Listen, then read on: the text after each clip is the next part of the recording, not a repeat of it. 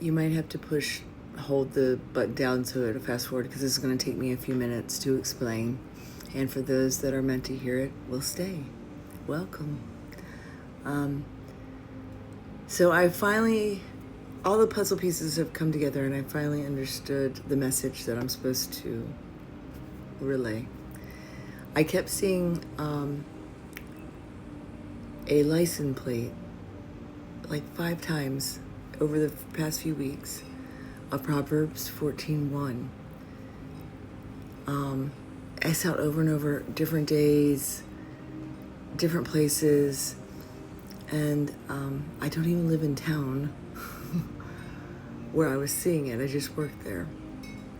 So I try to get in and out of town as quickly as possible to go home. I don't like to dilly-dally around. So finally I was like, okay, because I thought it was a personal message for me when I saw it, because I read it immediately. And I finally was like, okay, Father, what are you trying to show me? And when I read it, it stood out. It really stood out to me. The wise woman builds her house, but the foolish tears it down with her own hands. With your own hands.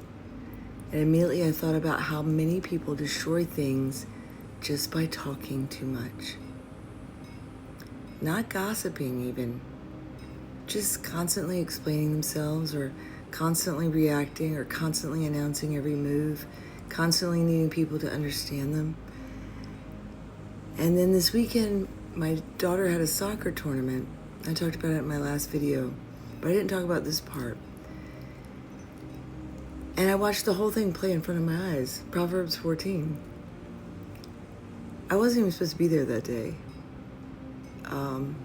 So it's very funny of all these things that happened that day. The other team's coach, before the finals, the other opponent's team, my daughter's opponents, their coach was a woman. And the entire game, she was screaming nonstop. Go here, move left. Oh, everybody go over here. No, don't, you have that open. I mean, just, it's supposed to be fun. A little competitive, but fun. They're 10 to 12-year-olds. She was making them a nervous wreck. And she just was yelling everything. Oh, the whole time. She never stopped. It was exhausting. And afterwards, my daughter said, Mom, did you hear that lady?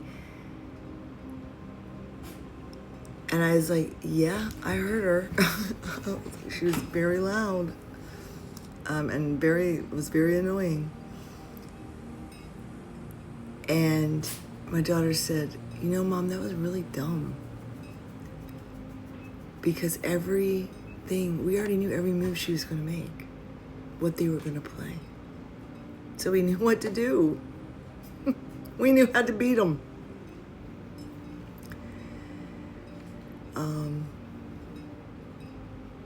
And I sat there for a minute and I thought, that's literally what people do spiritually. Everybody knows your next move because you announced it already. Or everybody knows what upsets you.